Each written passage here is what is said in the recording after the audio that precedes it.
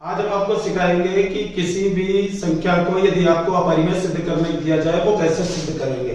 जैसे यहाँ पर आपके सामने है कि √3 एक अपरिमेय संख्या सिद्ध करना है, वैसा ही √2 सिद्ध होती है, वैसे ही √5, √7, √11। तो आपको हो सकता है कि थोड़ा वीडियो लंबा लगे, लेकिन वास्तव में आप 2500 संख्याओं के बारे में सिद्ध कर लेंगे, आसानी से सिद्ध कर सकते हैं कि एक अपरिमेय संख्या को कैसे सिद्ध करना है। ठीक है, ध्यान से सुनना और पूरा वीडियो देखना। पहले सबसे आपको जिस संख्या को अपरिमेय सिद्ध करना है उसे परिमेय मानना है। ठीक है, जैसे हमने √3 एक अपरिमेय संख्या सिद्ध करना है, तो सबसे पहले इसे मान लेते हैं, माना यह एक परिमेय संख्या है, माना √3 एक परिमेय संख्या है। जिस संख्या को अपरिमेय सिद्ध करने को कहेगा उसे परिमेय संख्या मान लेंगे। अब देखिए परिमेय संख्या की खासियत क्या होती है। परिमेय संख्याएं, जितनी भी संख्या आपने आज तक पढ़ी होगी, क्लास 1 से 10th तक या आगे भी संख्याएं आएंगी किसी कंपटीशन में, बिना रूट का कुछ भी होता है बस वही परिमेय है, सीधे याद रखना है। फिलहाल बिना रूट का जैसे 0, 1, 2, आप 1000 लिख दें, 1 करोड़ लिख दें, 1 लाख लिख दें, कुछ भी लिख दें, 10,000 लिख दिया, 2 सही 1/5 लिख दिया, 0.001, 1 सही 2/5, कुछ भी लिख सकते हैं हम, 15%। ये सभी क्या है? ये सभी परिमेय संख्याएं हैं, ये सभी परिमेय संख्याएं हैं। और आपको सीधे सीधे क्या याद रखना है, बिना रूट का कुछ भी लिख दिया जाए वो परिमेय होता है। बिना रूट की कोई भी संख्या परिमेय होती है। अब आप सुने परिमेय संख्या की परिभाषा क्या है। परिमेय संख्या की परिभाषा कहते हैं जिन संख्याओं को P/Q के रूप में लिख सके उन्हें परिमेय संख्याएं कहते हैं। जैसे अब क्या इन संख्याओं को P/Q, अगर हमने कहा कि बिना रूट का कुछ भी हो वो परिमेय होता है, क्या इनको P/Q के रूप में प्रदर्शित किया जा सकता है? देखिए चेक करें, जैसे 0 है, अभी 0 के नीचे अगर हर संख्या के नीचे 1 माना जाता है तो इसका मतलब 0 को हम P/Q के रूप में प्रदर्शित कर सकते हैं। तो 0 भी एक परिमेय संख्या है। हर संख्या के नीचे 1 माना जाता है तो 1 के नीचे भी 1 है, तो 1 के नीचे भी 1 है, तो ये भी एक परिमेय संख्या है, क्योंकि इसको भी हम P/Q के रूप में लिख सकते हैं। वैसे ही 1000 के नीचे 1 होगा, मतलब P/Q के रूप में लिख सकते हैं। 10,000 के नीचे 1 होगा। अब इसको 5 दूना 10 और 1 11, जैसे 2 सही 1/5 है और 5 दूनी 10, 10 और 1 11, 11/5, ये भी परिमेय संख्या हुई। अब इसको भी देखिए, 5 एकम 5 और 2 7, 7/5, ये भी परिमेय संख्या है क्योंकि P/Q के रूप में लिख दिया। अब 15% हटा के बटे में 100 लिखा जाता है। अब ये 15% जैसे था और परसेंट हटा के बटे में 100 लिखा जाता है। 100, 5 दिया 15, 5 दूनी 10, तो ये 3/20 जो है ये भी क्या है? परिमेय संख्या। मतलब बिना रूट की किसी भी संख्या को हम P/Q के रूप में लिख सकते हैं। इसीलिए बिना रूट की जितनी भी संख्याएं होती हैं उन्हें परिमेय संख्याएं कहते हैं। अब सुने, P/Q कुछ नहीं होता है। अब P/Q यहाँ पर अगर हमने कहा कि हमने P/Q के रूप में लिखा तो P0 हुआ, Q1 हुआ, किसी भी चर के रूप में। सीधी बात यह है जिसे बटे के रूप में प्रदर्शित किया जा सकता है वो परिमेय संख्या होती है, P/Q नहीं। अगर हम कहें A/B के, अगर हम इस परिभाषा को बदल कर ये बोले कि जिन संख्याओं को A/B के रूप में लिख सकते हैं वो परिमेय संख्याएं होती हैं।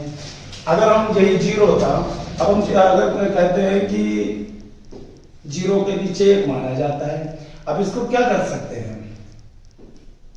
अगर हम कहें A/B के रूप में लिख दिया है तो ये भी परिमेय संख्या है। लेकिन अभी भी ये पूरी परिभाषा नहीं हुई, ये भी परिभाषा पूरी नहीं हुई, क्योंकि जिन संख्याओं को P/Q के रूप में लिख सके उन्हें परिमेय कहते हैं। लेकिन एक बात आपको ध्यान रखना है, Q0 क्यों याद रखना है? Q0 इसलिए याद रखना है क्योंकि अभी तक आपने पढ़ा होगा, ये सुना होगा कि जिस संख्या के नीचे 0 हो जाता है वो संख्या परिभाषित हो जाती है। अगर ये मान लो हम कहते हैं P अपॉन Q के रूप में था और Q क्या हो गया 0, Q क्या हो गया 0, तो ये आंसर आ जाएगा अपरिभाषित। तो ना परिमेय होगी ना अपरिमेय होगी। तो पूरी परिभाषा ये हुई कि जिन संख्याओं को P अपॉन Q के रूप में लिख सकते हैं Q नॉट 0, उन्हें परिमेय संख्याएं कहते हैं।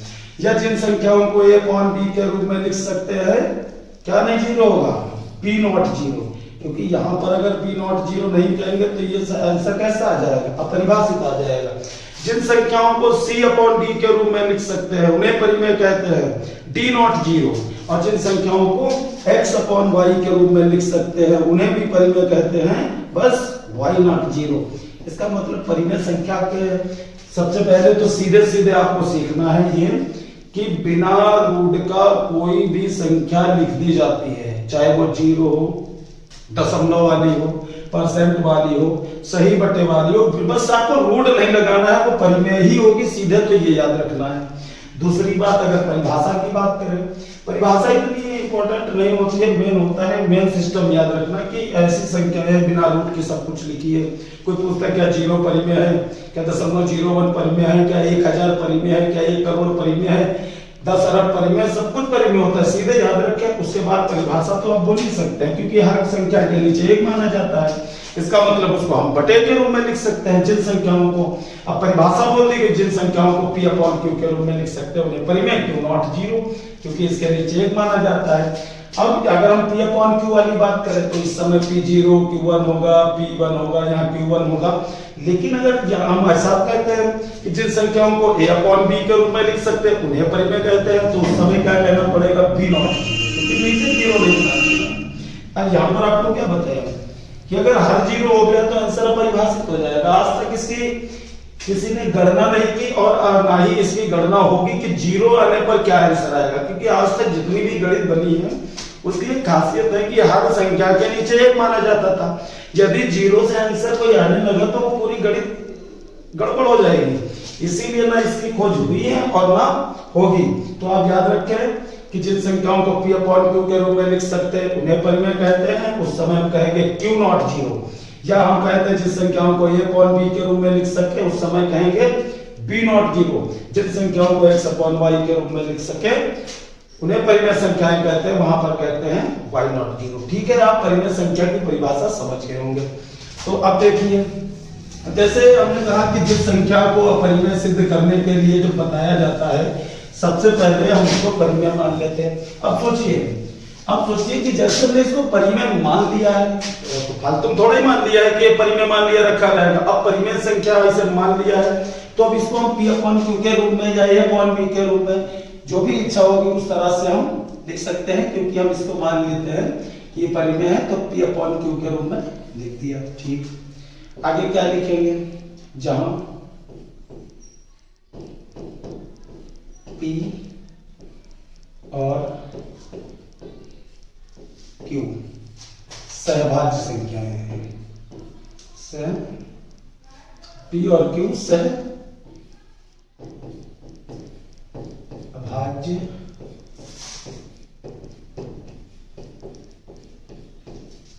संख्याएं है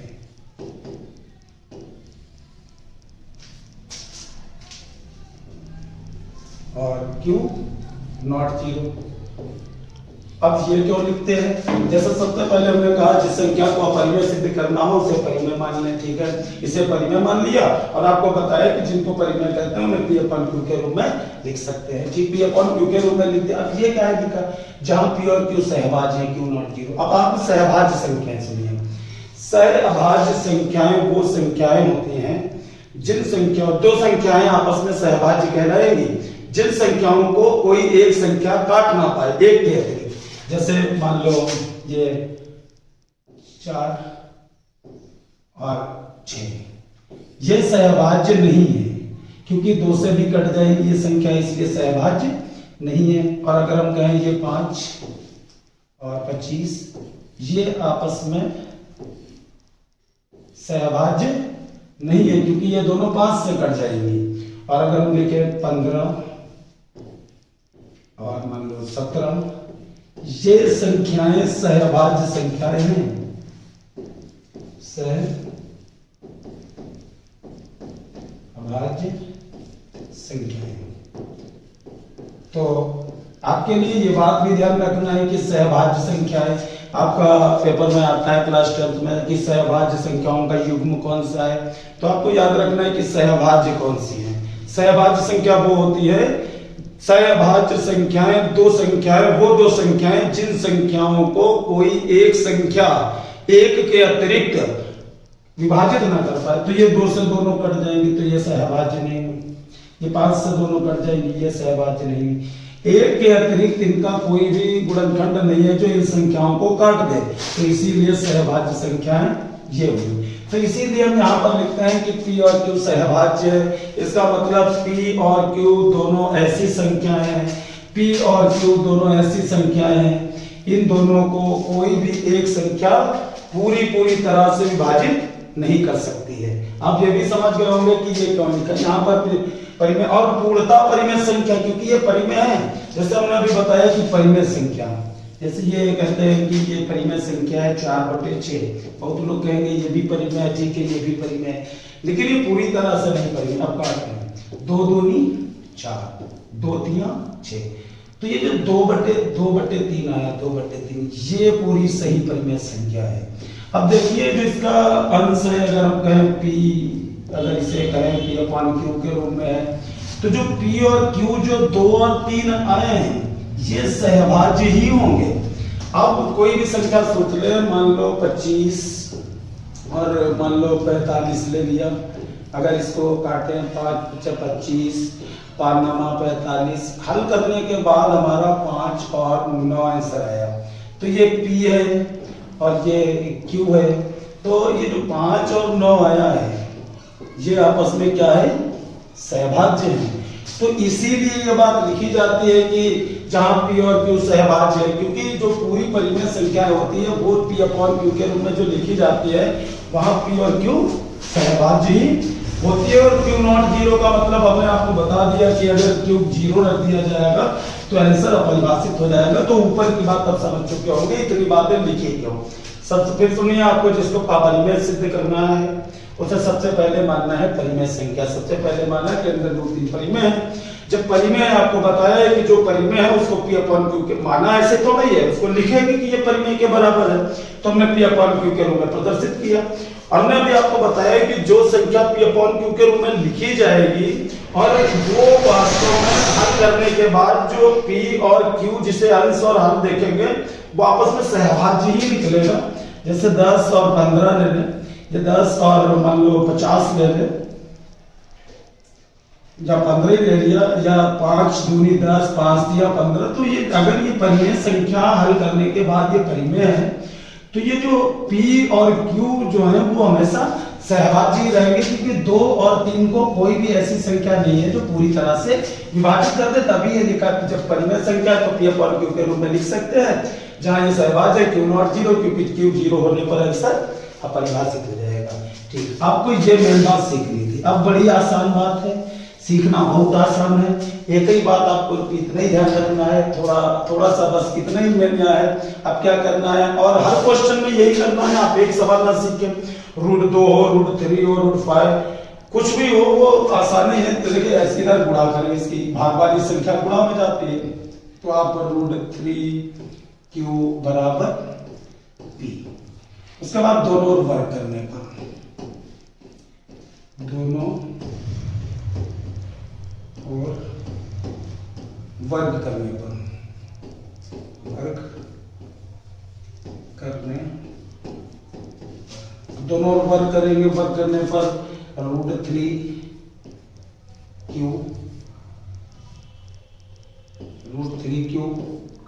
स्क्वायर और P का स्क्वायर।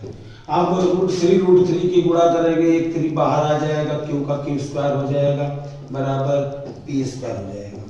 अब आपको देखना है ये जो 3 है वो किसके नीचे जाता है, ये किसके नीचे जाएगा, P स्क्वायर के नीचे। कोई भी संख्या जिसके नीचे जाती है वो पूरी तरह उससे विभाज्य होती है, तो ये 3 इसके नीचे आएगा। तो आगे करके नहीं दिखाना है, डायरेक्ट यहाँ पर लिखना है कि यहाँ पर P पी स्क्वायर 3 से विभाज्य है। पी स्क्वायर 3 से विभाज्य है और बाद में लिखना है इसलिए पी भी 3 से विभाज्य है। पी भी 3 से विभाज्य है। आखिर ये क्यों लिखा जाता है? किसी संख्या का वर्ग अगर एक संख्या से कटता है तो वो संख्या भी उससे कटती है। देखिए जैसे 4 है, 4 का अगर हम वर्ग करें तो आएगा 16। 4 का वर्ग 16 आएगा। तो जो एक 4 एक संख्या है इसका वर्ग 16 आया है। अगर ये 2 से कटेगा तो ये भी 2 से कटेगा। काट के देख लो, 2 दूनी 4, इसको भी 2 से काट लो, 2 8 16। दूसरी संख्या ले लो कोई, जैसे 6 का वर्ग कितना हुआ? 36। अब एक संख्या है 6, एक संख्या उसका वर्ग है 36। अगर कोई संख्या किसी से कटती है, किसी का वर्ग जिससे कटता है वो संख्या कटेगी। मान लो 3 से काटो, 3 दूना 6 और 3 से इसे काटो, 3 एक कम 3, 3 दूना 6। इसका मतलब किसी संख्या का वर्ग अगर एक संख्या से पूरी तरह से विभाजित होता है तो वो संख्या भी उससे कट जाएगी। तो इसीलिए यहाँ पर ये इसके नीचे आएगा। सबसे पहले आपको याद रखना है कि वो उसके नीचे, जिसके नीचे जो आता है वो संख्या उससे विभाज्य होती है। तो ये इसके नीचे आएगा तो पी स्क्वायर 3 से यहाँ विभाज्य होगा। तो जब पी स्क्वायर विभाज्य होगा तो पी भी 3 से विभाज्य होगा। एक बार आप ऊपर देखिए, बस इतना ही सीखना है आपको। हर लाइन में आपको यही करना है कि बाद में यहाँ पर ऐसा लिखने के बाद इसकी गुणा कराना है, उसके बाद यहाँ पे दोनों ओर वर्ग करना है। जब दोनों ओर वर्ग करना है उसके बाद समीकरण नंबर 1 भी डाल देना है। ठीक है, ध्यान रखना। अब ये ध्यान रखना, ये इसके नीचे आएगी तो पी स्क्वायर 3 से विभाज्य है। तो किसी का वर्ग अगर विभाज्य है तो वो संख्या भी, इसलिए पी भी 3 से विभाज्य। अब एक बात और सीखनी है यहाँ पे,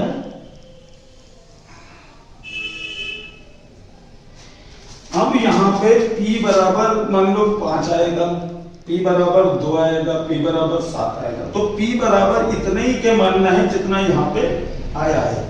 तो यहाँ पर अगर p बराबर आपका कभी 5 आ जाए तो p बराबर 5 के मानना, p बराबर 7 आए तो p बराबर 7 के मानना, p बराबर 2 आए तो p बराबर 2 के मानना। और इसी का मान समीकरण 1 में आपको रखना है। ठीक है, तो यहाँ पर माना p बराबर 3 के, और यहां पर अगर 5 आता तो p बराबर 5 के, यहां पर 2 आता तो p बराबर 2 के, जहां के एक पूर्णांक है, जहां के एक पूर्णांक है, ये लिखना है। अब पूर्णांक भी आप जानते होंगे, पूर्णांक 3 प्रकार के होते हैं, धनात्मक पूर्णांक, ऋणात्मक पूर्णांक, शून्य पूर्णांक। आप इसमें भी देख लीजिए, आपने सीखा होगा 0 +1 +2 +3 अपरिभाषित, यहाँ पर -1 -2 -3, ये पूर्णांक है। पूर्णांक का मतलब पूरे अंक, और पूर्णांक 3 प्रकार के होते हैं। धनात्मक पूर्णांक, प्लस की गिनती, ये आपकी धनात्मक पूर्णांक है, ये आपकी गिनती है धनात्मक पूर्णांक। माइनस वाली संख्या ऋणात्मक पूर्णांक, माइनस वाली ऋणात्मक पूर्णांक, और जो शून्य होता है शून्य पूर्णांक। पूर्णांक 3 प्रकार के होते हैं, धनात्मक पूर्णांक, ऋणात्मक पूर्णांक और शून्य पूर्णांक, 3 प्रकार के होते हैं। तो आप ये जो के लिखा है, जहाँ के पूर्णांक के आप समझ गए होंगे। ठीक है, अब क्या करना है, आपको बताया था कि यहाँ पे P3 आए तो P बराबर 3 के मानना है, P2 आए P2 के मानना है, P5 आए P5 के मानना है। तो यहाँ 3 आया, P बराबर 3 के, जहाँ के एक पूर्णांक, इसी का मान समीकरण 1 में रखना है। P का मान समीकरण 1 में रखने का, P का मान समीकरण 1 रखने पर, p का मान समीकरण 1 में रखने पर, तो जो भी आएगा हर बार इसी का मान इसमें रखना है। तो p का मान हम यहाँ समीकरण 1 में रखेंगे। देखिए यहाँ पे कितना लिखा है 3q², 3q² बराबर, यहाँ p² लिखा है p², तो p का मान रखना है 3a और इसका भी स्क्वायर करना है। तो यहाँ आ जाएगा 3q² बराबर 3 का वर्ग आ जाएगा 9k², 3 एकम 3 और 3 3 9, तो यहाँ आ जाएगा q² बराबर 3k²। अब देखिए, अब ये बताइए कि ये बताइए किसके नीचे आएगा, ये आएगा q² के नीचे। यहाँ पर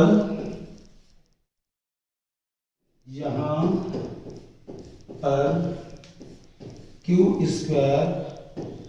3 से विभाज्य है, यहाँ पर q² 3 से विभाज्य है, इसलिए q भी 3 से विभाज्य होगा, q भी 3 से विभाज्य होगा, क्योंकि बताया था कि इसके नीचे ये संख्या आएगी, इसके नीचे ये इसके नीचे आएगी तो q² के नीचे आएगा 3, तो q² 3 से विभाज्य और किसी का वर्ग अगर विभाज्य होता है तो वो संख्या भी विभाज्य होती है, q भी 3 से विभाज्य है। ठीक है, सोचिए कि यहाँ पर आपने क्या सीखा, जहाँ p और q सहअभाज्य हैं, मतलब p और q ऐसी गिनती आएगी जिनको कोई संख्या नहीं काट पाती, p भी 3 से विभाज्य है, q भी 3 से विभाज्य है, तो यहाँ पे हमारे गलती हो गई। देखिए यहाँ पर क्या लग रहा है, आपने बताया p और q सहअभाज्य हैं आपस में, इनको कोई भी ऐसी संख्या नहीं है जो पूरी तरह से विभाजित कर दे, लेकिन p भी 3 से विभाज्य है और q भी 3 से विभाज्य है। तो लिखेंगे इससे, इससे का मतलब इस सवाल को लगाने से, इससे का मतलब इस सवाल को लगाने से, इससे इस तथ्य का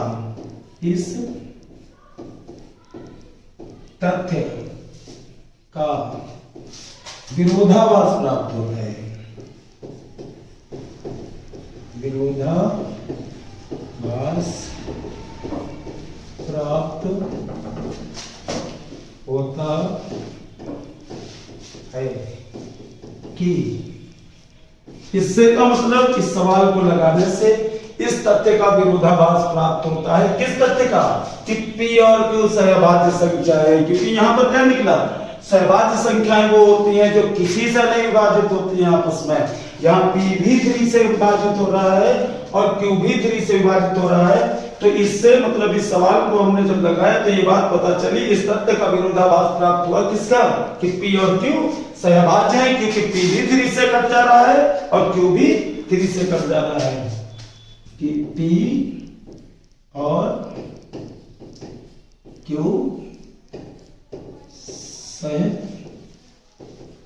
सहअभाज्य संख्याएं हैं, p और q सहअभाज्य संख्याएं है। इससे का मतलब इस सवाल को लगाने से इस तथ्य का विरोधाभास प्राप्त हुआ।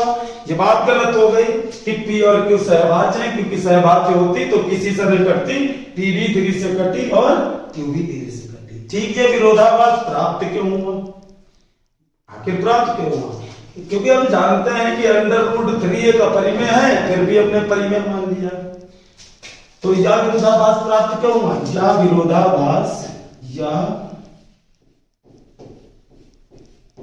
विरोधाभास हमें अपनी त्रुटिपूर्ण कल्पना के कारण, त्रुटिपूर्ण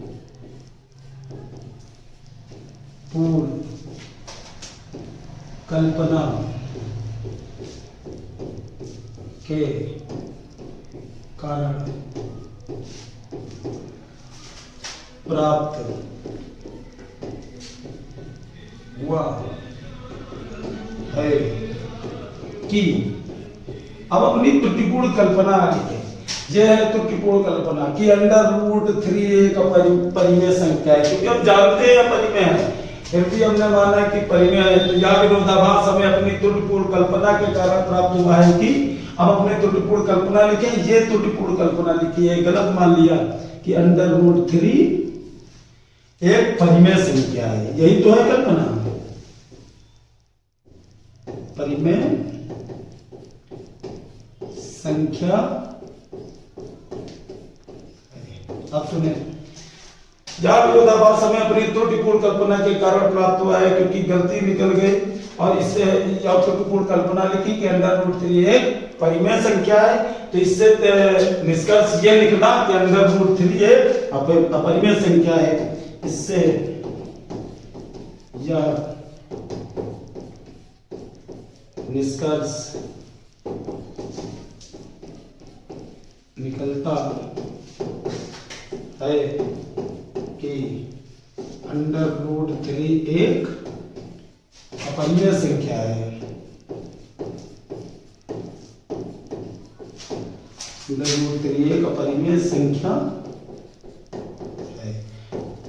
तो इसी प्रकार से सारे क्वेश्चन सिद्ध होंगे। अगर √2 सिद्ध करना हो, √5 सिद्ध करना हो, √7। आपको अगर वीडियो पसंद आए तो लाइक करें और सब्सक्राइब करें।